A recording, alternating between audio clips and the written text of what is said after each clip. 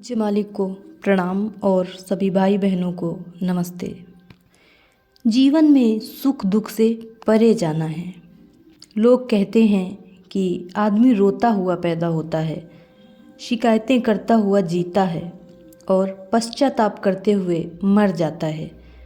मैं यह नहीं कर पाया, मैं वह नहीं कर पाया, यह कार्य अधूरे रह गए, जीवन बेकार चला गया। प्रत्येक व्यक्ति की एक एक सांस निश्चित है और सच कहें तो सब कुछ ईश्वर की ओर से हमारे कर्मों के अनुसार पूर्व नियोजित है। हमें रंगमंच पर केवल अपना किरदार निभाना है व आगे के कर्मों पर ध्यान देना है जो हमें ईश्वर की ओर ले जाएं। हमें यहाँ किस लिए भेजा है, यह विचार किए बिना ही जीवन में सुख दुख तलाशने लगते हैं। इसलिए कभी हम प्रसन्न होते हैं और कभी हम दुखी हो जाते हैं। वास्तविकता यह है कि हम पूर्व के संस्कारों का भोग भोगने दुनिया में आए हैं। दुखों को सहर्ष स्वीकारते हुए हमें आगे बढ़ना है। तारीफ तो तब है जब हम एक दुख के पूरा होते ही दूसरे दुख की खुराक का इंतज़ार करें।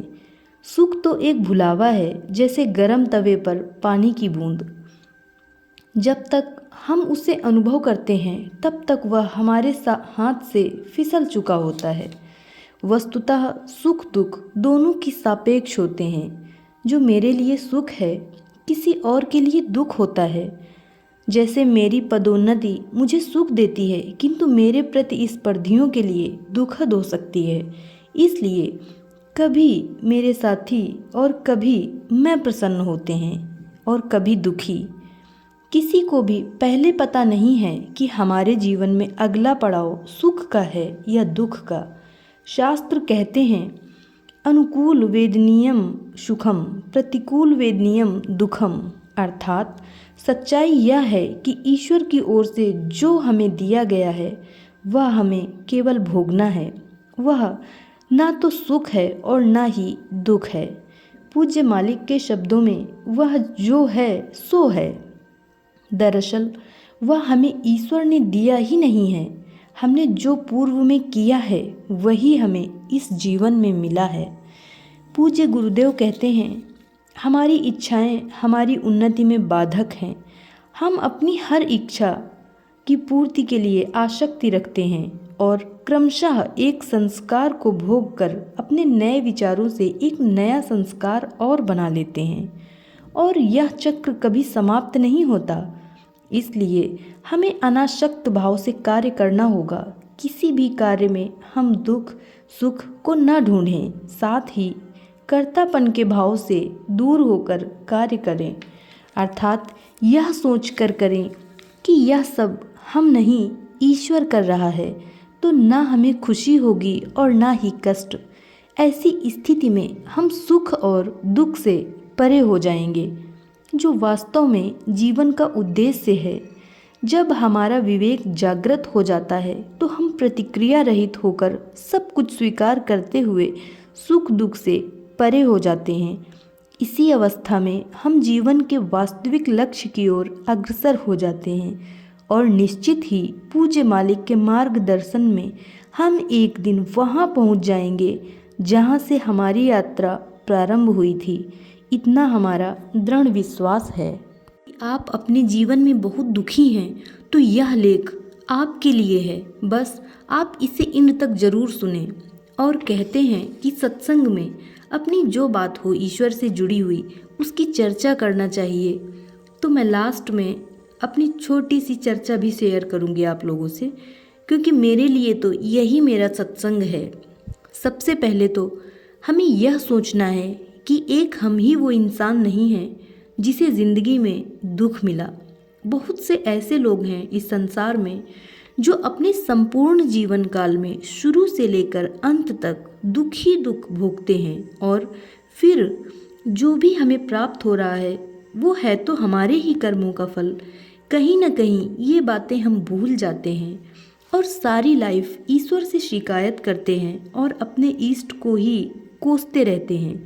इसमें से बहुत से लोग तो ऐसे होते हैं जो आत्महत्या का सहारा ही चुन लेते हैं। दुखों से बाहर निकलने का रास्ता आत्महत्या नहीं है, बल्कि जीवन में दुखों का सामना डट करके करते रहना है। जब हमारी मुसीबतें स्वयं ही हमसे डर कर भाग जाएं। मुसीबत से निपटने का रास्ता है हर हाल में धैर्य बनाए रखना। हमें अपना धैर्य कभी नहीं खोना है। ज़िंदगी है तो मुसीबतें तो आती ही रहेंगी और जाती भी रहेंगी। यहाँ कुछ भी परमानेंट नहीं है। सबका अपना अपना एक समय होता है। हम अपने जीवन में पीछे मुड़कर देखेंगे तो ऐसी बहुत सी मुसीबतें आई और गई होंगी और सब कुछ ठीक हो गया होगा। इस बार भी सब ठीक हो जाएगा। दुख और मुसीबतों के आने से हमें अच्छे या बुरे की और साथ ही स्वार्थी लोगों और अपने पराये लोगों की भी पहचान हो जाती है। फिर भी हमारे जीवन में कोई तो ऐसा ज़रूर होना चाहिए जिसके सामने हम अपने दुखों को जाहिर कर सकें। मेरे विचार से तो ऐसा कोई भी नहीं हो सकता सिवाय अपने ईश्वर या गुरु के। इसलिए हमें अपने इष्ट को ही हर क्षण याद रखना चाहिए और उन्हें ही अपना सहारा समझ लेना चाहिए। फिर हमें अपने सभी दुखों और साथ ही सुखों को भी उन्हें ही समर्पित कर देना है। फिर हम खुद ही देखेंगे कि हमें कितना सुकून और शांति महसूस होगी। जितनी जल्दी हो सके गुरु का चुनाव करके ध्यान साधना शुरू कर दें। बढ़ती हुई उम्र का इंतज़ार न करें कि अभी नहीं, बुढ़ापे में करना है ध्यान साधना। जब हमारा शरीर अस्वस्थ होगा उस एज में ध्यान साधना कैसे होगा? सही उम्र में ही ध्यान करना शुरू करें। ध्यान करने से आपको धीरे धीरे आंतरिक शांति का अनुभव होगा और आप खुद को एक नया जीवन दे पाने में सक्षम होंगे। ये कोई कहने की बातें नहीं हैं, ये सब प्रैक्टिकली है। मैंने खुद की ज़िंदगी जिस तरह से ध्यान से बदली, चाहती हूँ हर एक इंसान ध्यान से अपना जीवन योग्य बनाए। मैं अपने जीवन में जब पीछे मुड़कर देखती हूँ तो लगता है कि किस तरह से कैसे मैं यहाँ तक आ गई, और लगता है कोई ना कोई तो था जो हर वक्त मेरे पास होता था मेरा ख्याल रखने के लिए। एक दिन जब मैं सोच रही थी कि बचपन से लेकर मेरी शादी तक मैंने मेरे पूज्य गुरुदेव चारी जी को हमेशा अपने साथ ही महसूस किया और कभी कभी बाबूजी को भी, लेकिन ये फिर पता नहीं क्यों मालिक मुझसे दूर होते गए और धीरे धीरे वो समय आया जब मैं और मेरे मालिक एक दूसरे से बिल्कुल अलग हो गए। पता ही नहीं चला कुछ कब कैसे हो गया। मन में जवाब आया, मैं तो सदैव तुम्हारे पास ही था, लेकिन तुमने ही मुझे भुला दिया। और फिर जब जोर की ठोकरें लगी तब तुम्हें मेरी याद आई, वो भी 10 साल बाद। मालिक से बिल्कुल सही जवाब मिला मुझे, क्योंकि धीरे धीरे कब मैं अपने मिशन से दूर हो गई, मेरा ध्यान साधना सब कब बंद हो गया कुछ पता ही नहीं चला। जब इतने सालों में सहते सहते सब कुछ आत्मा भर गई, उस दिन मैं रात में एकांत कमरे में जाकर बैठ गई और मैंने बाबूजी को याद किया। उसके बाद अपनी अंतरात्मा से बहुत रोई और मैंने कहा, हे नाथ मेरे मालिक, अब बस इससे ज़्यादा मैं सह नहीं सकती, अपना ये जीवन ले लो। अब मैं थक गई इस संसार से। आपके पास 2 ऑप्शन हैं, या तो सब कुछ अभी ठीक कर दो या फिर ये दिया हुआ आपका जीवन वापस ले लो। उसके बाद से ही मेरी ध्यान साधना अच्छी तरह से शुरू हो गई और सब धीरे धीरे ठीक होने लगा। बाबूजी ने मुझ पर बहुत बड़ी कृपा की, वरना गलती तो मैंने बहुत बड़ी की थी। जिसने हमारा हर पल ख्याल रखा था उसे ही मैंने भुला दिया था। इन 10 सालों में जब तक मैं अपने मिशन से दूर थी तब मेरे मन में एक बात तो हमेशा ही रहती थी कि मैं भले ही ध्यान नहीं कर रही हूँ, लेकिन मेरे लिए सब कुछ मेरे मालिक ही हैं और जब भी सहारे की ज़रूरत होती तो मालिक को ही याद करती। जितनी महानता मेरे मालिक में है किसी और में हो ही नहीं सकती। आध्यात्मिक लोगों की लाइफ में थोड़ी मुश्किल होती है। जब हम अपने माता पिता के घर में रहते हुए मिशन से जुड़ जाते हैं, हमारा सर्वस्व हमारा गुरु होता है, जिसे किसी भी हालत में हम छोड़ नहीं सकते, चाहे भले ही हमारा सब कुछ हमसे क्यों न छूट जाए।